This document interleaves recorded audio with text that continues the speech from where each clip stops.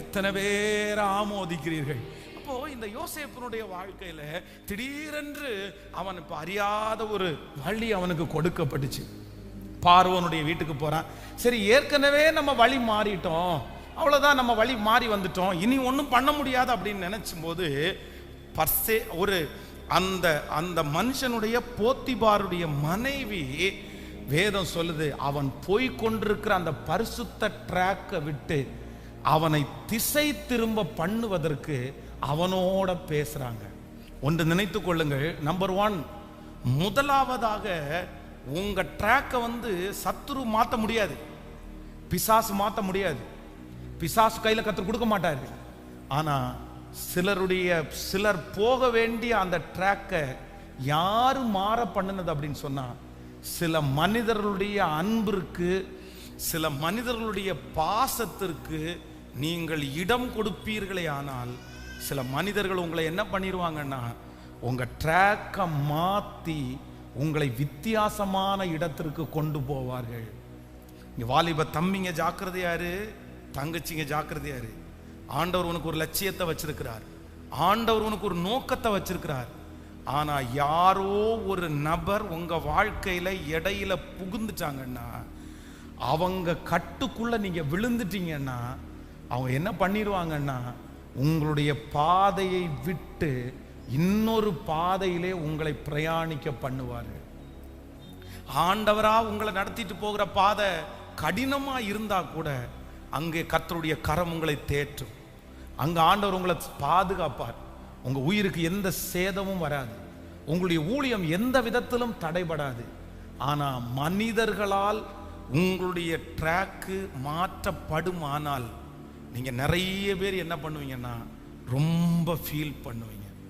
கடந்த சில நாட்களுக்கு முன்பாக ஒரு ஊழியக்காரனுடைய மகன், பாஸ்டருடைய பையன், அவனுடைய திருச்சபையிலே கூட்டம் நடத்துவதற்காக நான் போக வேண்டிய ஒரு சூழ்நிலை.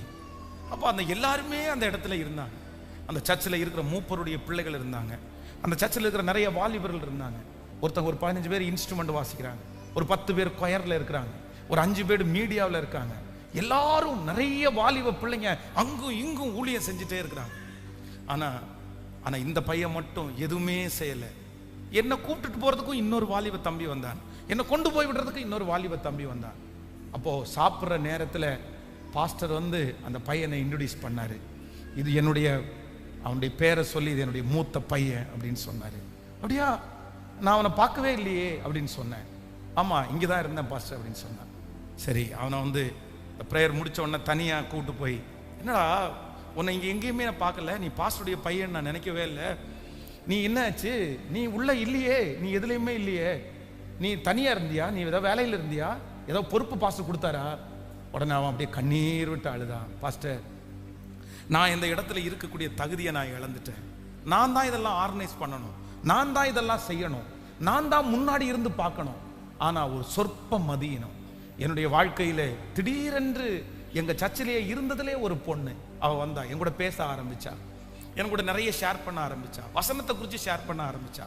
நான் ரொம்ப நெருக்கமாய் பழகினேன், நான் நிறைய பேசினேன், நான் நிறைய இது பண்ணேன். அப்போ எங்க அப்பா என்னை கூப்பிட்டு சொன்னார், இல்ல நீ எல்லாரையும் கவனிக்கிறது மாதிரி அவங்கள்ட்ட இல்லை, நீ ரொம்ப வித்தியாசமா இருக்கிற மாதிரி ஃபீல் ஆகுது, நீ தலைவன், நீ அப்படி இருக்கக்கூடாது, நீ முக்கியமானவன், நீ அப்படி செய்ய முடியாது, நீ கொஞ்சம் மாறுபடு, எல்லாரும் நமக்கு ஒண்ணுதான், நீ எல்லார்ட்டையும் பேசினா தப்பு இல்லை, ஒருத்தட்ட மட்டும் பேசினா அது தப்பா போயிடும். எங்க அப்பா எவ்வளோ சொன்னாரு, ஆனா எங்க அப்பாவுடைய வார்த்தையை நான் கேட்கல. அப்புறம் கடைசியில் அந்த பிள்ளையை நான் மேரேஜ் பண்ணணுன்ற ஒரு சூழ்நிலைக்கு நான் தள்ளப்பட்டேன். நானா விருப்பப்படலை, ஆனா சூழ்நிலை என்னை கொண்டு போய் அங்கே நிற்க வச்சிருச்சு. என்னால் அதை மறுக்கவே முடியல, எங்க அப்பாவால் மறுக்கவே முடியல, யாராலையுமே மறுக்க முடியல. ஆனா இப்போ எல்லாமே முடிஞ்சிருச்சு. ஆனா என்ன அப்படின்னா, ஒரே ஒரு பர்சன், ஒரு நபரை என் வாழ்க்கையில இடம் கொடுத்ததுனால நான் போயிட்டு இருக்கிற அந்த ட்ராக்கை விட்டு என்னை அப்படியே திசை திரும்ப பண்ணி, இப்போ நான் எல்லாவற்றையும் இழந்து என்னுடைய வழி பாதையிலே மூடப்பட்டது மாதிரி நான் ஃபீல் பண்றேன். எனக்கு முன்னாடி போக முடியல, எனக்கு பின்னாடியும் வர முடியல. எங்க அப்பா என்னை பார்த்து டெய்லி என்னை பார்த்து துக்கப்படுறாரு. எங்க அப்பாவுக்கு இவ்வளோ பெரிய பேரை கொண்டு வந்துன்னு எனக்கு வருத்தமாக தான் இருக்குது, எனக்கு ஒண்ணுமே செய்ய முடியலன்னு அந்த சகோதரன் ரொம்ப வருத்தப்பட்டார். அப்ப நான் சொன்னேன், சரி பரவாயில்ல, ஆண்டவர் புது வழியை உண்டு பண்ணுகிறவர், ஆண்டவரால் உனக்கு ஒரு புது ட்ராக் அமைச்சு கொடுக்க முடியும். குயவனுடைய கையில் அவர் செஞ்சுட்டு இருந்த பாத்திரம் கெட்டு போயிருச்சு. உடனே கெட்டு போயிடுச்சுன்னு உடனே அந்த பாத்திரத்தை தூக்கி அவர் போட்டுறல, சரி அவர் வேற ஒரு பாத்திரமாய் வணைந்து கொண்டார். ஆண்டவர் உனக்கு அந்த விஷன் இல்லைன்னா இன்னொரு விஷனாவது உனக்கு கர்த்தர் தருவாரு, நீ வாழலாம், நீ ஜெயிக்கலாம் அப்படின்னு அவனுக்கு ஆறுதல் சொன்னேன். இந்த சத்தத்தை கேட்கிற ஒவ்வொரு பிள்ளைகளுக்கும் சில மனிதர்களுடைய அன்பு, சில மனிதனுடைய பாசம், சில மனிதர்களுடைய அரவணைப்பு, சில மனிதர்களுடைய தட்டி கொடுத்தல் உங்களை அழகா உங்களுடைய ட்ராக்கை விட்டு என்ன பண்ணும் அப்படின்னு சொன்னா, இங்க இருக்கிற ஏதோ வாலிப தம்பி இடத்துல தங்கச்சி இடத்துல கர்த்தர் பேசுகிறார். மகளே, நீ தாயின் கருவிலே உருவாகும் முன்னே தெரிந்து கொள்ளப்பட்டவள். ஆண்டவர் உன் மேல வச்சிருக்கிற விஷன் ரொம்ப பெருசு. ஆண்டவர் உனக்காக வச்சிருக்கிற வழி ரொம்ப பெருசு. இன்னைக்கு நீ இருக்கிற நிலைமை அல்ல, இன்னைக்கு இருக்கிற சிச்சுவேஷன் அல்ல. இன்னைக்கு ஒன்ன நிறைய பேர் சாதாரணமா பார்க்கறாங்க. இன்னைக்கு ஒன்ன நிறைய பேர் சின்ன பிள்ளையா பார்க்கறாங்க. இன்னைக்கு நிறைய பேர் பேதையா பார்க்கறாங்க. ஆனா கர்த்தர் உன் மேல ஒரு பெரிய நோக்கத்தையே வச்சிருக்கிறாரு. கர்த்தர் உன் மேல ஒரு பெரிய விஷனையே வச்சிருக்கிறாரு. கர்த்தர் உன்னை கொண்டு செய்ய போகிற காரியம் சிம்பிளா இல்ல. கர்த்தர் உன்னை கொண்டு செய்ய போற காரியம் ரொம்ப பயங்கரமான காரியத்தை இதுவரையிலும் உன்னுடைய வம்சத்துல உன்னுடைய குடும்பத்துல யாருமே செய்ய முடியாததை உன்னை கொண்டு செய்யணும்ன்றதுக்காக ஆண்டவர் உனக்கு ஒரு பெரிய வழியை வச்சிருக்கிறார். இது சாதாரணமானதுதான். ஆனா ஆண்டவர் உன்னை கொண்டு வச்சிருக்கிற விஷன் அது காடுகளை மலைகளை தாண்டி லட்சங்களை ஆதாயப்படுத்துகிற அந்த விஷனை கர்த்தர் உன் மேல வச்சிருக்கிறாரு. கர்த்தர் நீ பிறக்கும் போதே உன்மேல் வைத்திருக்கிற நோக்கம் ரொம்ப பெருசு, ரொம்ப பெருசு. ஆனா சத்துரு எப்படியாவது உன் ட்ராக்கை விட்டு உன்னை வெளியே கொண்டு வரணும், உன்னை திசை திருப்பணும், அந்த வழியை அடைக்கணும். நீ அப்படி செய்யக்கூடாதுன்னு ஏதோ ஒரு சில நபர்களை உங்க வாழ்க்கையில அனுப்பிட்டே இருக்கிறான். பிரதர், உங்களுக்கு தான் பிரதர், சிஸ்டர், உங்களுக்கு தான் சிஸ்டர். உங்க குடும்பத்தை கொண்டு ஆண்டவர் என்னென்னமோ செய்ய நினைக்கிறாரு. ஆனா அந்த ஒரு பர்சன் மூலமா உன்னுடைய ட்ராக்கே மாற்றப்பட்டு நீ ஒன்னும் செய்யாம இருக்கிறதுக்கு சத்துரு முயற்சி எடுக்கிறார். ஆண்டவரிடத்துல ஒண்ணு மட்டும் கேட்கணும், ஆண்டவரே எனக்கு ஒரு கிருபை. எந்த மனிதர்களும் என் வாழ்க்கையை என்ன பண்ணிடக்கூடாதுன்னா, எனக்காய் கர்த்தர் நியமித்திருக்கிற அந்த பாதையிலிருந்து என் ட்ராக்கை தவற பண்ணவே கூடாது. கைகளை அசைத்து ஒரு ஹல்லேலூயா சொல்ல கவனிங்க. இப்ப சொன்னா கூட அம்மா கண்டிப்பா கஷ்டப்பட மாட்டாங்க. நான் ஊழியத்தில் ஆரம்ப ஊழியம் செய்து கொண்டிருக்கும் போது ஊழியத்தை ரொம்ப நேசித்த அம்மா, என்ன மீட்டிங் நடந்தாலும் அவங்க ஆபீஸ்ல வேலை பார்க்குற ஏதாவது ஒரு இந்து நம்பர் ஏதாவது ஒருத்தரை கூட்டிட்டு வந்து அந்த ஊழியத்தை காமிச்சு அதற்கான தேவைகளுக்கான அந்த உதவி அவங்க செஞ்சிருவாங்க. அவ்வளவு நேசிக்கிறவங்க. ஆனா அவங்க எங்கிட்ட வச்ச ஒரே டிமாண்ட் என்ன அப்படின்னு சொன்னா, அவங்க மகளை திருமணம் பண்ணிக்கணும் அப்படின்ற ஒரு டிமாண்ட் வச்சாங்க. என் பொண்ணை நீங்க கல்யாணம் பண்ணணும், என் பொண்ணை நீங்க கல்யாணம் பண்ணணும். எல்லா தாய்க்கும் வருகிற ஆசை தான். ஊழியத்துக்கு ரொம்ப ஹெல்ப்ஃபுல்லாக நாங்கள் இருப்போம். நான் கொஞ்சம் பேக் அடித்த உடனே நேரம் எங்கள் அம்மா அப்பாவுடைய நம்பரை சர்ச் பண்ணி எங்கள் அம்மா அப்பாவுக்கு ஃபோன் பண்ணிட்டாங்க. எங்கள் அம்மா அப்பா எனக்கு ஃபோன் பண்ணி, ஏன்ப்பா அது நல்ல குடும்பமாச்சே, நீ ஏன்ப்பா இது பண்ணணும், எங்கள் அம்மா அப்பா சொல்ல ஆரம்பித்தேன். அதுலேயும் நான் ஒன்றும் சொல்ல நினச்சோன்னா, என்னுடைய ஸ்தாபன தலைவர் அவருக்கு ஒரு லெட்டர் போட்டு இந்த மாதிரி பாஸ்டரை எங்கள் பிள்ளைக்கு தான் கொடுக்கலான்னு நினைக்கிறோம், அது ஒரு முயற்சி எடுத்தாங்க. எங்கிட்டே நேரடியாக இல்லை என்னால் நீங்கள் நோ அப்படின்னு சொல்கிறத என்னால் ஏற்றுக்கவே முடியாது அப்படின்னு அவங்க சொன்னாங்க. ஆனால் ஊழியத்தில் உதவி செய்கிறவங்க அப்போ அந்த நேரத்தில் ரொம்ப ஆதரவாய் இருந்த ஒரு குடும்பம், என்னென்னமோ எண்ணங்கள் ஓடிக்கொண்டே இருக்கிறது. ஆனால் ஒன்று மட்டும் நான் டிசைட் பண்ணியிருந்தேன் ஊழியத்துக்கு வர்றதுக்கு முன்னாடி, நான் நடத்துகிற திருச்சபையில் இருக்கிற ஒரு பொண்ணை கண்டிப்பாக நான் மேரேஜ் பண்ண மாட்டேன் அப்படின்ற ஒரு பொருத்தனையை நான் வச்சுருந்தேன். எங்கிருந்து திருமணம் பண்ணாலும் நான் நடத்துகிற திருச்சபையில் ஒரு பொண்ணை கல்யாணம் பண்ண மாட்டேன் அப்படின்னு ஒரு தீர்மானம் மாதிரி எடுத்திருந்தேன். அதில் உறுதியாக இருந்தேன். இல்லை, நான் அந்த மாதிரி தீர்மானம் எடுத்துருக்கிறேன், அதில் நான் உறுதியாக இருப்பேன், கண்டிப்பாக ஆண்டவர் எனக்கு அப்படி வச்சுக்கல அப்படின்னு நான் நம்புகிறேன். கொஞ்சம் கஷ்டமாக இருந்துச்சு, அவங்க ரொம்ப வருத்தப்பட்டாங்க. நாட்கள் தாண்டிருச்சு, என்னுடைய வாழ்க்கையை ஆண்டவர் நிலைப்படுத்தினார். இப்போவும் அவர்கள் எனக்கு தாயாய் தான் இருக்கிறார்கள். எங்கள் பிள்ளைங்க 2 பேரும் அவங்கள கூப்பிடும்போது அவங்கள அம்மாச்சி பாட்டி அப்படின்னு தான் கூப்பிடுறாங்க. அவங்களுக்கு ஒரு பேர பிள்ளைங்க அவங்களுக்கு இருந்தா எப்படி அவங்கள பார்த்துக்குவாங்களோ அப்படிதான் எங்க பிள்ளைங்களையும் அவங்க பார்த்துக்கிறாங்க. ஆனா இப்போ அவங்க சொல்றாங்க, இல்லை நான் தப்பா டிசைட் பண்ணியிருப்பேன், ஆனா ஆண்டவர் நேர்த்தியாய் நடத்தினார். உண்மையிலே கரெக்டு தான் பாஸ்டர், கரெக்டு தான். உங்கள் மேலே வச்ச பாசம், உங்கள் மேலே வச்ச அன்பு, உங்கள் மேலே வச்ச மரியாதை, உங்கள் பின்னாடி இருந்து உங்களுக்கு எப்படியாவது உதவி செய்யணும்னு நாங்கள் நினச்சோம். ஆனால் ஆண்டவர் வேற ட்ராக்கை உங்களுக்கு வச்சிருக்காருன்றதை இப்போ தான் நாங்கள் புரிஞ்சுக்கிட்டோம். இல்லை, ஏன் பொண்ணு இல்லை, இப்போ உங்களுக்கு அமைஞ்ச வாழ்க்கை தான் சரியான வாழ்க்கைன்றதை இப்போ நான் உணர்ந்துக்கிறேன் அப்படின்னு அவங்க சொன்னாங்க. இன்றைக்கி இந்த ஜெபத்தில் இருக்கிற ஆண்டவருடைய பிள்ளைகளே, சில மனிதர்கள் வந்து ஏதோ ஒன்றை பேசி ஏதோ ஒன்றை சொல்லி நீ உனக்கு இருக்கிற விஷன், உனக்கு இருக்கிற தரிசனம், உனக்கு இருக்கிற ட்ராக்கை அப்படியே சீர்குலைத்து உன்னை திரும்பி போக பண்ணும்போது நீங்கள் ஒன்று மட்டும் ஜாக்கிரதையாக இருக்கணும். எந்த மனிதனும் எனக்கு கர்த்தர் நியமித்திருக்கிற ட்ராக்ல வராதபடி கர்த்தர் என்னை கிருபையாய் பாதுகாத்து கொள்ளுவாராக. ஹல்லேலூயா. யாருமே யாருமே ஆண்டவர் எப்படி இந்த மனுஷனை உலகத்தில் உண்டாக்குனதற்கு பிற்பாடு சகலத்தையும் மனுஷனை கொண்டே ஆண்டவர் செய்கிறது போல சத்துருவும் உங்க வாழ்க்கையை சீர்குலைக்கிறதுக்கு நிறைய காரியங்களை மனுஷன் மூலமா தான் செய்வான். மனுஷன் மூலமா தான் செய்வான். Be careful. யாரோ ஒருத்தரத்துல ஆண்டவர் பேசுறாரு, உன் வழி இதுவல்ல, அவ பின்னாடி போகாத, அவன் பின்னாடி போகாத, அவ பின்னாடி போகாத, அவன் பின்னாடி போகாத. அது ஒரு பெரிய பாதாள குழி, அது ஒரு பெரிய பாதாள குழி. அது உன்னை நரகத்தில் கொண்டு போய் விட்டுரும். அது உன்னிடத்திலிருந்து உன்னுடைய வல்லமையை உறிஞ்சிரும். அது உன்னுடைய அபிஷேகத்தை உன்னை விட்டு எடுத்துரும். அது உன்னுடைய விஷனை உன்னை விட்டு எடுத்துரும்.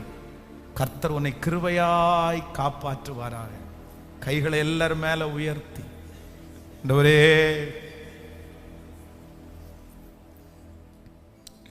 எந்த மனிதனும் ஏசப்பாட்ட சொல்லுங்க, உங்களுக்காக மட்டும் இல்லை, உங்க பிள்ளைகளுக்காகவும் நீங்க ஜெபம் பண்ணுங்க. நிறைய பிள்ளைங்க உங்கள்கிட்ட எதுவுமே ஷேர் பண்ணல, பிரதர் சிஸ்டர் ஷேர் பண்ணல, அம்மா அப்பா ஷேர் பண்ணல, வாலிப தங்கச்சி தம்பி நீ யார்கிட்டையுமே ஷேர் பண்ணல. இன்னைக்கு நீ எல்லாத்தையும் உங்க அம்மா அப்பாட்ட அப்ப சொல்லுவேன். ஆனா இந்த விஷயத்தை மட்டும் நீ ரொம்ப நாளா மறைச்சிட்டே இருக்க. நீ ரொம்ப நாளா மறைச்சிட்டே இருக்கிற. இப்படி ஒரு பிள்ளைய நான் பார்த்தேன், இப்படி ஒரு பையனை நான் பார்த்தேன், அது சரியா தப்பான்னு நீ யார்கிட்டையுமே கேட்கல. நீயா ஒரு முடிவு எடுக்கிற, நீயா ஒரு யோசனையில இருக்கிற, நீயா ஒன்னு திங்க் பண்ற. ஆனா ஆண்டவர் உன்னோடு பேசுகிறார். உன் நினைவு என் நினைவுகள் அல்ல, உன் வழிகள் என் வழிகளும் அல்ல. சத்துரு தான் அப்படிப்பட்ட மனிதர்களை உங்க வாழ்க்கையில ஏற்படுத்துகிறான். ஆண்டவரை குறிச்ச நம்பிக்கை உன்னிடத்திலிருந்து எடுத்து போடுவான், விசுவாசத்தை உன்னிடத்திலிருந்து எடுத்து போடுவான். உனக்குள்ள நிறைய சந்தேகங்களை விதைப்பாங்க. நீ ரொம்ப ஜாக்கிரதையாயிரு. இல்ல, அவர்களை உன் வழிக்குள்ள நீ விடக்கூடாது, அவங்க உன் வழியா வரக்கூடாது. கைகளை உயர்த்தி ஜெபம் பண்ணுங்க, சத்தத்தை உயர்த்தி ஜெபம் பண்ணுங்க. அவங்க யாரா இருந்தாலும் சரி. இல்ல உங்களுக்கு நன்மையா இருக்காது, அது நன்மையா இருக்காது. சத்தத்தை உயர்த்தி சொல்லுங்க, ஆண்டவரே அப்படிப்பட்ட மனிதர்கள் எங்கள் பிள்ளைகளுடைய வாழ்க்கையில வர வேண்டாம், என் கணவனாருடைய வாழ்க்கையில வர வேண்டாம், என் மனைவியினுடைய வாழ்க்கையில வர வேண்டாம், என் வாழ்க்கையில வர வேண்டாம். சத்தத்தை உயர்த்தி ஜெபம் பண்ணுங்க முழு பலத்தோட. எல்லாரும் இந்த காரியத்திற்காக ஜெபிக்கணும். பிள்ளைகள் இருக்கிறவர்கள் ஸ்பெஷலா பிள்ளைகளுக்காக ஜெபம் பண்ணுங்க, பிள்ளைகளுக்காக ஜெபம் பண்ணுங்க. ஆண்டவரே அந்நிய நுகத்துல என் பிள்ளை பிணைக்கப்படக்கூடாது, துஷ்டன் என் பிள்ளை வழியாய் கடந்து வரக்கூடாது. ஆண்டவரே எங்களை காத்து கொள்ளுகிறவர், எங்களுடைய குடும்பத்தை காத்து கொள்ளுகிறவர், இப்பொழுது இயேசுவின் நாமத்தினால எங்களுடைய பாதையை விட்டு வழி விலக பண்ண போகிற அந்த நபர்களை கர்த்தர் இப்பொழுது பிரிப்பீராக, ராஜா பிரித்தெடுப்பீராக. ஹல்லேலூயா. நம்பர் 1 நீங்க மறந்துடக்கூடாது. மறந்துடக்கூடாது. உங்க வாழ்க்கையில உங்க விஷனை விட்டு உங்களை பிரிக்கிறதுக்கு, உங்க ட்ராக்கை விட்டு உங்களை சேஞ்ச் பண்றதுக்கு சத்துரு கையாளுகிற முதல் ஆயுதம் என்ன அப்படின்னா, உங்க மேல பாசமா இருக்கிற சில மனிதர்கள் தான். எத்தனையோ பேரை சொல்லலாம் ஆண்டவருடைய பிள்ளைகளே. என்னுடைய ஊழிய அனுபவத்தில் எத்தனையோ பேருடைய வாழ்க்கை எனக்கு முன்னாடி இருக்குது. ஏன் பிரதர் அவ்வளோ செஞ்சுட்டு இருந்தீங்களே, என்ன பிரதர் ஆயிடுச்சு? இல்லை பிரதர், இல்லை பிரதர், இல்லை பிரதர், அவ்வளோதான். சில நேரத்தில் சிலர் மட்டும் உங்கள் வாழ்க்கைக்குள்ளே வந்துட்டு நுழைஞ்சிட்டாங்கன்னு வைங்களேன், மறுபடியும் அந்த வாழ்க்கையை நீங்கள் தொடரவே முடியாமல் போயிடும். அப்படியே அழகாக உங்களை டேன் பண்ணி கூட்டிருப்பாங்க. யூத்தில் இன்சார்ஜாக இருந்த எத்தனை பிள்ளைங்க, யூத் மீட்டிங் நடத்தின எத்தனை பிள்ளைங்க, சர்ச்சில் ஊழியக்காரராக இருந்த ஊழியக்காரருடைய பிள்ளைங்க எத்தனை பேர், மூப்பர்களுடைய பிள்ளைங்க எத்தனை பேர் தங்களுடைய வழிகளிலே யாராவது ஒருத்தர் குறுக்க பிடிச்சி அவங்கள இழுத்ததுனால போக வேண்டிய விஷயம் அடையாம எத்தனை பேர் பின்னாடி வந்தாங்க தெரியுமா? மகளே, இன்னைக்கு ஆண்டவர் உனக்காக பேசுறார். உன் மேல ஆண்டவர் ரொம்ப பாசம் வச்சிருக்கிறார். மகனே, உன் மேல ஆண்டவர் ரொம்ப பாசம் வச்சிருக்கிறாரு. இல்ல அது மட்டும்தான் வாழ்க்கைன்னு நினைக்காத. ஆண்டவர் உன்னை குறிச்சு வச்சிருக்கிற திட்டம் ரொம்ப பெருசு. ஆண்டவர் உன்னை குறிச்சு வச்சிருக்கிற திட்டம் ரொம்ப பெருசு. உன் நினைவு அவர் நினைவு அல்ல. எனக்கு நீங்க போதும் ஆண்டவரே, நீங்க நியமிச்சது எனக்கு போதும் ஆண்டவர். அது அழகா இருந்தாலும் அசிங்கமா இருந்தாலும், அது குறைவா இருந்தாலும் நிறைவா இருந்தாலும், உங்க ட்ராக்ல உங்க கூட ஓடுறதற்கு எந்த குதிரை தேவைன்னு உங்களுக்கு தெரிகிறத விட என் தகப்பனுக்கு நன்றாய் தெரியும். ஆண்டவருக்கு நன்றாய் தெரியும். நிச்சயமாகவே அது உனக்கு கர்த்தர் செய்வார். கர்த்தர் அதை உனக்கு மீட்டு தருவார். கர்த்தர் உன்னை அந்த இடத்துல வைப்பார். அது எவ்வளவு பெரிய சூழ்நிலைகளா இருந்தாலும் அதை கர்த்தர் மாற்றுவதற்கு அவர் வல்லமை உள்ள தேவன். ஹல்லேலூயா. நம்பர் 2, இரண்டாவதாக நம்முடைய ட்ராக்ல இருந்து நம்மளை பிரிக்கிற இரண்டாவது மிகப்பெரிய சக்தி. வேகமாய் வாசிக்கலாம். 2 சாமுவேல் 15ஆம் அதிகாரத்தினுடைய 2வது வசனம். மேலும் அப்சலோம் காலைதோறும் எழுந்திருந்து பட்டணத்து வாசலுக்கு போகிற வழி ஓரத்திலே நின்று கொண்டு எவனாயிலும் தனக்கு இருக்கிற வழக்கு முகாந்திரமாய் போகும்போது அவனை அழைத்து, நீ எந்த ஊரான் என்று கேட்டான். அவன், உமது அடியான் இஸ்ரவேல் கோத்திரத்தில் ஒன்று கடந்த இன்னான் ஊரான் என்றால், அப்பொழுது அப்சலோம் அவனை நோக்கி, இதோ உன் காரியம் நேர்மையும் நியாயவுமாய் இருக்கிறது. ஆனாலும் ராஜாவினிடத்திலே உன் காரியத்தை விசாரிப்பார் ஒருவரும் இல்லை என்பான். கவனிங்க ஆண்டவருடைய பிள்ளைகளே. நம்பர் 2, இரண்டாவது, இந்த இடத்துல அப்சலோம் என்கிற மனுஷனை குறித்து வாசிக்கிறோம். கர்த்தர் அவனை எப்படி உண்டாக்கினார் அப்படின்னா, உச்சம் தலை முதல் உள்ளம் கால் வரைக்கும் அவனுக்கு என்ன இல்லையா மாமா? பழுதே இல்லை. கவனிங்கள், எல்லாரும் கவனிங்கள். உச்சம் தலை முதல் உள்ளங்கால் வரைக்கும் பழுதே இல்லாதவன் அப்சலோம். அவனை பார்த்தாலே ஒரு அட்மாஸ்பியர், அவனை பார்த்தாலே ஒரு சந்தோஷம், அவனை பார்த்தாலே ஒரு நல்ல ஒப்பீனியன். கவனிங்க, எல்லா ஆண்டவருடைய பிள்ளைகளும் கவனிங்க. நீங்க நிறைய பேர் உங்களை பார்க்கும்போது உங்க மேல ஒரு ஒப்பீனியன் உங்களுக்கு வரணும். அந்த மாதிரி ஆண்டவருடைய பிள்ளைகள் இருக்கணும். இதுல ரொம்ப ஜாக்கிரதையா பார்த்துக்கணும். நீங்க என்ன பண்ணிடக்கூடாது அப்படின்னு சொன்னா, சில பிள்ளைகளை பார்த்து, நீ ரொம்ப அழகா ஹேர் கட் பண்ணணும், நீ முடி வெட்டிரு, நீ இந்த மேல் சட்டையினுடைய பட்டனை நீ போட்டுக்கோ, நீ நல்லா அழகு அப்படின்றது நன்றாக்கி. அழகுன்றது என்ன? தமிழ்நாட்டுக்காரங்க இந்தியாக்காரங்களுடைய வழக்கத்தின்படி அழகுன்றது என்ன? வெள்ளைன்றதான் அழகு. நிறைய பேருக்கு வெள்ளையா இருந்தா அழகு, கருப்பா இருந்தா. ஆனா உண்மையான அழகுன்றது வெள்ளை கருப்பு கிடையாது, சுத்தம் தான் அழகு. பக்கத்துல கையை பிடிச்சி சொல்லுங்க, கருப்பா இருந்தாலும் வெள்ளையா இருந்தாலும் சுத்தம்தான் அழகே தவிர கருப்பு வெள்ளை கேட்க. இங்க எல்லாம் அடிச்சு, இப்போ சர்ச்சில் ஃபுல்லா ஒயிட்டை பாக்குறீங்க, நிறைய ஒயிட். இந்த ஒயிட் அழகா? கேட்கல, சத்தமா சொல்லுங்க. ஒயிட் அழகா? ஒரு வாரம் தாண்டி இந்த செவர் முழுக்க பிளாக் அடிக்கிறோம். பிளாக் அழகா? 90க்கு மேல இருக்கிறவங்க எல்லாம் கொஞ்சம் யோசிப்பீங்க. 90 கிட்ஸுக்கு கீழே இருக்கிற 2K கிட்ஸ் இருக்குல்ல, பாஸ்டர் வேற லெவல் பாஸ்டர்.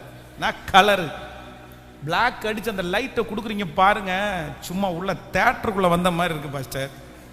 என்ன எஃபெக்ட்? அப்போ வயசானவங்களுக்கு அழகு இல்லை, வயசு குறைஞ்சவங்களுக்கு. அப்போ இப்ப சொல்லுங்க, கருப்பு அழகா வெள்ளை அழகா?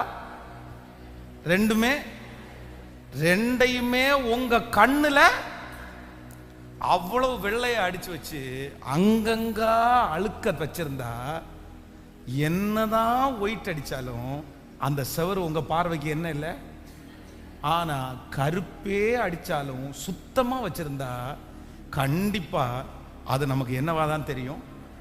அதனால கருப்பா இருக்கிறவங்க கஷ்டப்படவும் வேண்டாம், வெள்ளையா இருக்கிறவங்க பெருமைப்படவும் வேண்டாம். ஆக மொத்தத்தில் 2 பேரும் சுத்தமா இருந்தாலே நீங்க என்னதான். அப்போ அழகுன்னு சொல்லும் போது உங்களுக்கு கலர் ஞாபகம் வரக்கூடாது. ஹலோ, அழகுன்னு எடுத்தாலே நம்ம ஆட்களுக்கு என்னதான் ஞாபகம் வருது? உண்மைதானங்க. ஆனா கலர் ஞாபகம் வரக்கூடாது. எதுதான் ஞாபகம் வரணும்?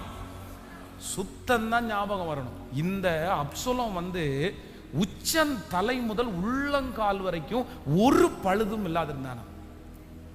என் முகம் ரொம்ப அசிங்கமாக இருக்குது கேவலமாக இருக்குது அப்படின்னு பசங்க நிறைய பேர் திட்டிகிட்டே இருப்பாங்க காலேஜில்.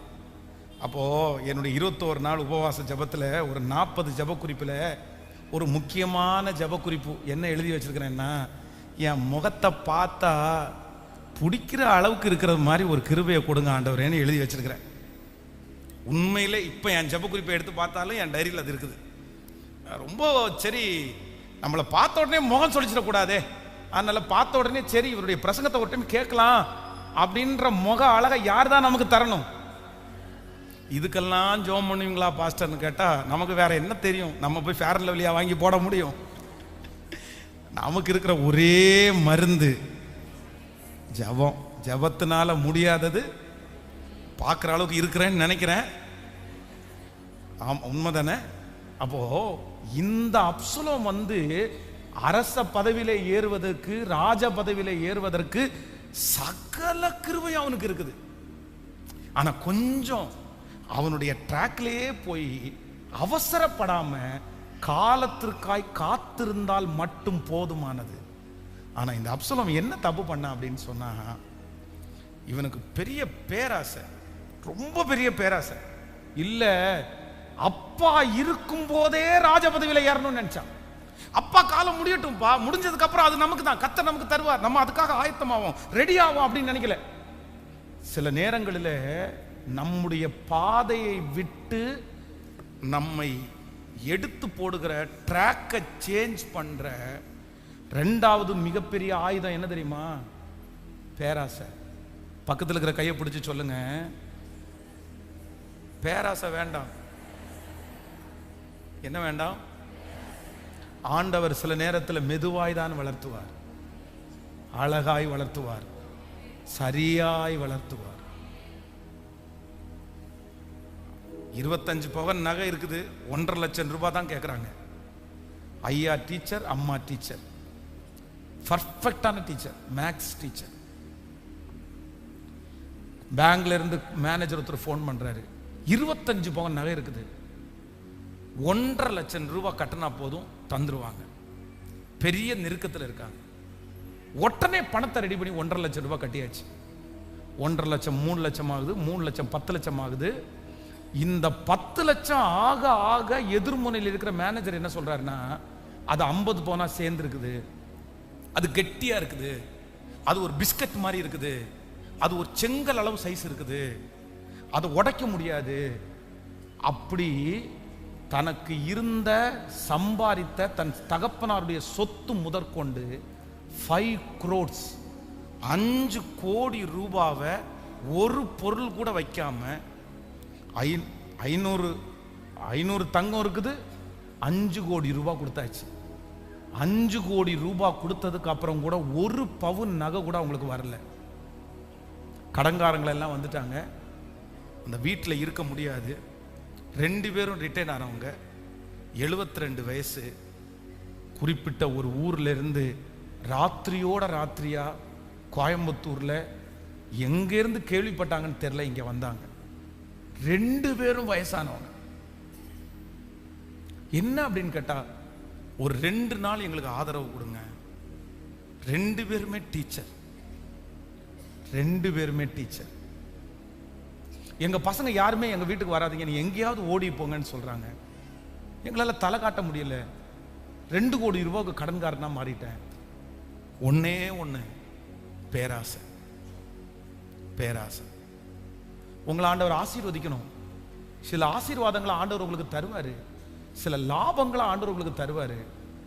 ஆனா பேராசை பிடிச்சு ஞானம் இல்லாமல் நீங்க இருக்கிற வேலையை விட்டு, செய்கிற தொழிலை விட்டு, இருக்கிற குடும்பத்தை விட்டு இந்த பக்கம் நீ போனேன்னா உனக்கு ரொம்ப கிடைக்கும், அதிகமா கிடைக்கும், அப்படி கிடைக்கும், இப்படி கிடைக்கும் அப்படின்னு நினைச்சு சில நேரத்தில் சத்துரு உங்களுடைய ட்ராக்கை சேஞ்ச் பண்ணும்போது ஆண்டவருடைய பிள்ளைகள் என்னவா இருக்கணும் அப்படின்னு சொன்னா, நோ, இந்த வழியில கர்த்தர் எனக்காக தருவதற்கு வல்லவரா இருக்கிறார்.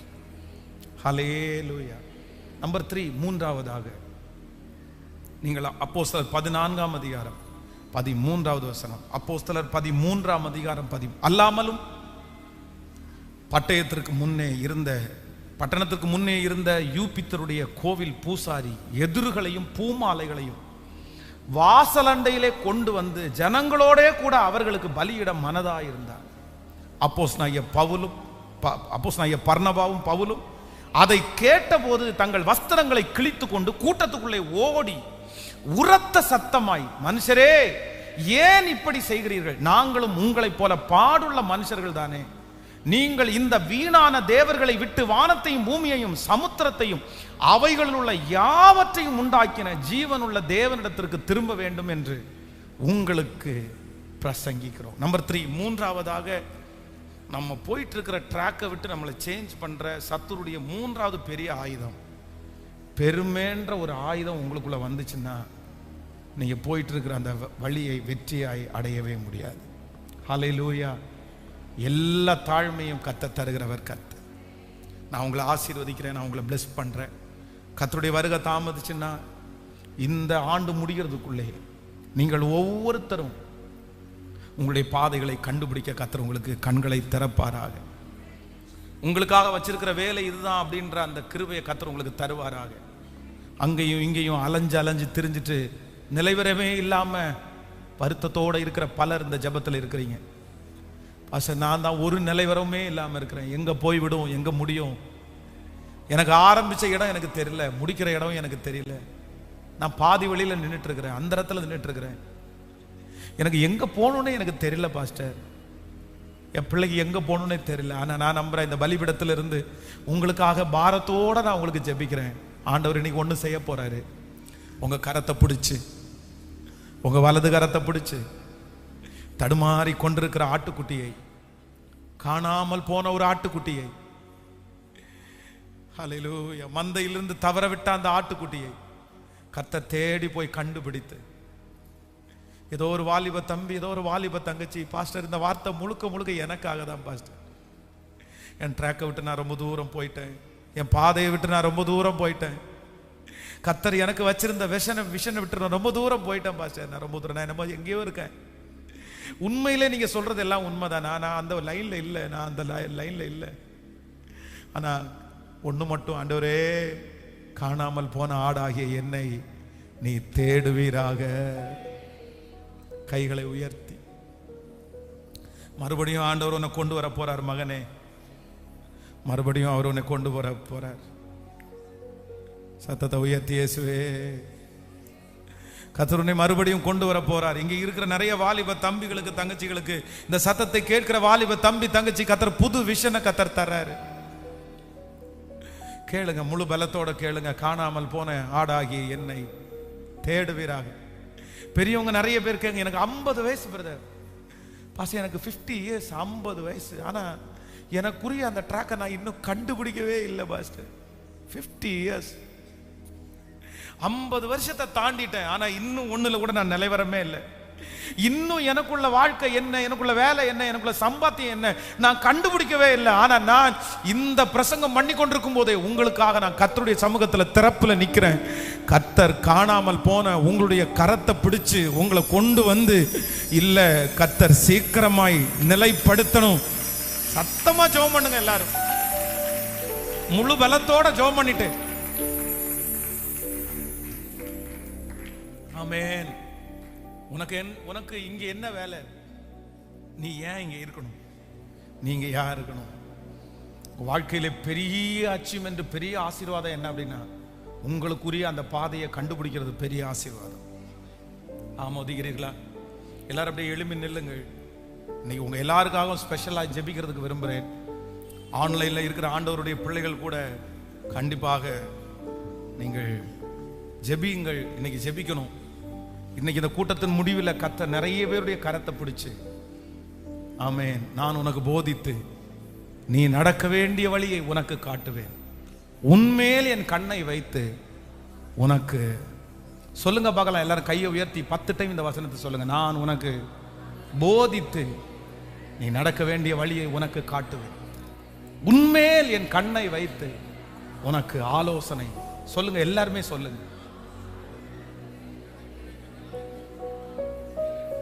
Thank you Holy Spirit. Thank you Jesus. Thank you Jesus. Thank you Jesus. Thank you Jesus. Thank you Jesus. Thank you Holy Spirit. என்னுடைய பாதையை எனக்கு காண்பிக்கிறவர் கர்த்தர். என்னுடைய பாதையை எனக்கு காண்பிக்கிறவர் கர்த்தர். என் பாதையை எனக்கு காண்பிக்கிறவர் கர்த்தர். என்னை கொண்டு போய் நிக்க வைக்கிறவர் கர்த்தர். என்னை கொண்டு போய் உட்கார வைக்கிறவர் கர்த்தர். நான் வைக்கிற அடிகளை உறுதிப்படுத்துகிறவர் கர்த்தர். என்னுடைய காலை சரியான இடத்துல ஊன்றதற்கு, என் காலை சரியான இடத்துல கொண்டு போய் நிலைநாட்டுவதற்கு என் காலடிகளை உறுதிப்படுத்துகிற கர்த்தர். ஆண்டவரே, என்னுடைய கால்கள் உங்க கரத்துல, என் கால்கள் உம்முடைய கரத்துல. எல்லாரும் என்ன கொஞ்சம் கவனிங்க பார்க்கலாமே. ஆண்டவருடைய பிள்ளைகளே, தம்பிங்க எல்லாருமே, தம்பிங்களும் தங்கச்சிகளும் இன்னைக்கு ஆராதனை முடிச்சதுக்கு பிறகு ஒரு 5 மினிட்ஸ் என் கூட நீங்க கண்டிப்பா எல்லாரும் சேர்ந்து ஜெபிக்கிறதுக்கு நான் ஆசைப்படுறேன். வாலிப தம்பிகள், ஒரு 40 இயர்ஸ் 40 வருஷம் வயசுக்கு கீழே இருக்கிற எல்லாருமே கண்டிப்பா இந்த ஆராதனை முடிச்சுட்டு ஒரு 10 மினிட்ஸ் வந்து என் கூட இருந்து நீங்க ஜெபம் பண்ணணும்னு விருப்பப்படுறேன். என்ன அப்படின்னா, உங்களுக்கென்று கர்த்தர் கொடுத்திருக்கிற அந்த பாதையில நீங்க காலடி எடுத்து வச்சாதான் உங்க வாழ்க்கை ஃபுல்ஃபில் ஆகும், உங்களுடைய வாழ்க்கை முழுமை பெறும். இப்ப பாருங்களேன், இந்த சத்தத்தை கேட்கிற நீங்க எத்தனை பேரு இன்னைக்கு இறந்தா எத்தனை பேர் சந்தோஷத்தோட இறப்பீங்க? எத்தனை பேருக்கு மகிழ்ச்சியோட இறக்க முடியும்? நிறைய பேருடைய இருதயம் அங்கலாச்சு தான் இறக்கும். ஐயோ, நான் ஒண்ணுமே செய்யலையே, நான் ஒண்ணுமே பண்ணலையே, நான் என்ன பண்ணினேன்? இவ்வளவு வாய்ப்பு, இவ்வளவு ஆசீர்வாதத்தை கொடுத்து எதுவுமே பண்ணலையே. ஆனா உண்மையிலே இந்த பலிபீடத்தில் இருக்கிற நான் சொல்றேன், இப்ப நான் இந்த இடத்துல மரிச்சு போனேன்னா கூட நான் எப்படி போவேன் அப்படின்னு சொன்னா, சந்தோஷத்தோட ஆண்டவரே நன்றி அப்பா, இவ்வளவு நாளும் நீர் எனக்கு கொடுத்த வாழ்க்கைக்காக நன்றி, ஊழியத்திற்காக நன்றி, பயன்படுத்துறதற்காக நன்றி, எனக்கு எல்லாத்தையும் பார்க்கிறதுக்கு கிருபை தந்ததற்காக நன்றி. நான் சந்தோஷம்ப்பா. ஏன் இந்த காரியம்னா, நீங்க ஒரு இடத்துல என்ன பண்ணணும்னா, நீங்கள் நிலைப்படுத்தப்படணும். 40 வருஷம் அலையலாம் பிரதர், திரியலாம் பிரதர், ஆனா கர்த்தர் உங்களை நிலைப்படுத்தணும் இல்ல. அது சிலரால கண்டுபிடிக்கவே முடியாது, உங்க ட்ராக்கை கண்டுபிடிக்கவே முடியாது. சிலது வந்து திருப்தி இல்லாதது மாதிரியே தெரியும், ஆனா அதுதான் உங்களுடைய ட்ராக்காவே இருக்கும். அதுல நீங்க திருப்தி ஆயிக்கணும், அதுல நீங்க சந்தோஷப்படணும், அதுல நீங்க வேகமா செய்யணும். நான் சொல்றேன், ஆண்டவர் உங்களை வச்சிருக்கிற இடம் கடினமா இருந்தாலும் லெகுவா இருந்தாலும் நீங்க அந்த இடத்துல சின்சியரா இருந்துட்டீங்கன்னா அந்த இடத்துல கர்த்தர் உங்களை நிலைநாட்டுவதற்கு வல்லவரா இருக்கிறார். ஆமென். உங்க மனசு மட்டும் அங்கேயும் இங்கேயும் அலபாஞ்சிட்டு இருக்க வேண்டிய அவசியம் இல்லை. ஏன்னா கர்த்தர் அந்நிய தேசத்திலேயே நிலைப்படுத்தின கர்த்தர். எங்க அப்பா வீடு தான் எனக்கு நிலையான இடம்னு நினைச்சிட்டு இருக்கிற அந்த மனுஷனை அந்நிய இடத்துல கொண்டு போய் அங்க கர்த்தர் ஒரு நிலைநாட்டின கர்த்தர் உங்களை நீங்க தெரியாத இடத்துல கர்த்தர் நிலைநாட்ட மாட்டாரா? கண்டிப்பா கர்த்தர் நிலைநாட்டுவார். ஆனா நீங்க என்ன பண்ணணும்னா, அந்த பாதையை, உங்க அப்பா போன பாதையை நீங்க போக கூடாது, உங்க அம்மா போன பாதையை நீங்க போக கூடாது. நீங்க ஒரு ஸ்பெஷல். உங்களோட அந்த சாபங்கள் முழுவதுமாய் முறியடிக்கப்படணும்.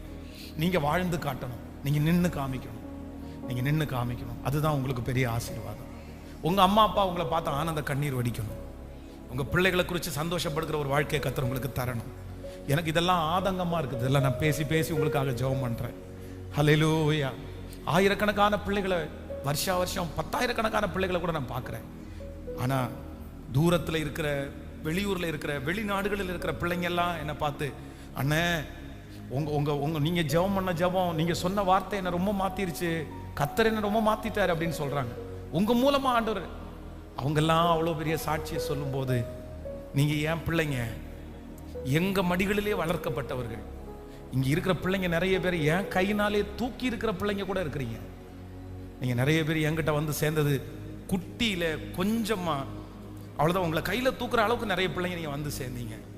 ஒருவேளை ஆண்டவருடைய வருகை தாமதிச்சு என்ன உயிரோட வச்சா உங்களுக்கு கல்யாணம் கூட என் கையினால தான். உங்களை சின்ன வயசுலேருந்தே பார்த்து ஒரு வழி வாழ்க்கையை ஆயத்தப்படுத்துகிற அளவுக்கு என்ன வச்சிருப்பாருன்னு நினைக்கிறேன். ஆனா நீங்க நல்லா இருக்கணும்னு நான் ரொம்ப விரும்புறேன். அந்த சாட்சியை நீங்க சொல்லணும்னு நான் விரும்புறேன். இவ்வளோ பெரிய சத்தியத்தை கேட்டு இவ்வளோ நல்ல திருச்சபையில் நீங்க கட்டப்பட்டுட்டு நீங்க அப்படி வழியே தெரியாம போறதை நான் விரும்பவே இல்லை. அதனால தான் ரொம்ப ஆதங்கப்படுறேன், ரொம்ப நான் ஜெபம் பண்றேன். ஆண்டவர் உங்களை கிருபையாய் நேர்த்தியான வழியில நடத்துவாராக. எதுக்கும் ஆசைப்படாதீங்க, எதையும் ரொம்ப விதமா எடுத்தாதீங்க. ஃபுல் அண்ட் ஃபுல், முழுக்க உங்க சிந்தையில ஆவிக்குரிய விஷயம் மட்டும், மாமிச பிரகாரமா யோசிக்கவே யோசிக்காதீங்க. ஸ்பிரிச்சுவல், நடத்துவார், நடத்துவார், அவர் நடத்துவார், அவர் நடத்துவார், அவர் நடத்துவார். ஆமென் சொல்லுங்கள். எல்லாரும் கைகளை உயர்த்தி. காணாமல் போன ஆடுகளை தேடுகிற கர்த்தர். இந்த சத்தத்தை கேட்கிற பிள்ளைகள் எந்த ஊர்ல இருந்தாலும், எந்த நாட்டில் இருந்தாலும், என் முகத்தை டைரக்டா நீங்க பார்க்கலன்னா கூட ஆவியானவர் என் மூலமா உங்களோட பேசிக்கொண்டே இருக்கிறார். இல்ல, ஆண்டவர் நிறைய பேரை கொண்டு வருவேன்னு வாக்கு கொடுக்கிறார். நான் அதை என்னுடைய எண்ணத்தினாலே நான் பார்க்கிறேன். ஆண்டவரே, அதோ தடுமாறி கொண்டிருக்கிற அந்த வாலிபன், தடுமாறி கொண்டிருந்த அந்த பிள்ளை, தடுமாறி கொண்டிருந்த என் பிரதர், தடுமாறி கொண்டிருக்கிற என் சிஸ்டர், எங்க போகணும்னே தெரியல, எங்க பண்ணணும்னே தெரியல, பிடுங்கி பிடுங்கி நடப்படுகிற அந்த பிள்ளை, நிலையில்லாமல் அலைகிற அந்த பிள்ளை, அதுவா இதுவான்னு அப்படியே ஆண்டவரே அங்கலாச்சிட்டே இருக்கிற அந்த பிள்ளை, நான் உனக்கு போதித்து நீ நடக்க வேண்டிய வழியை உனக்கு காண்பிப்பேன் என்று வாக்கு கொடுத்த தேவனே, இப்பொழுது என்னுடைய பிள்ளையினுடைய கரத்தை பிடித்து அவர்களுக்கு நியமிக்கப்பட்ட அந்த ஓட்டத்துல, அந்த டிராக்ல இப்ப என்னுடைய பிள்ளைய நீங்க நிக்க வைக்கிறதற்காக உமக்கு ஸ்தோத்திரப்பா. வாங்க ஆண்டவரே, வாங்க.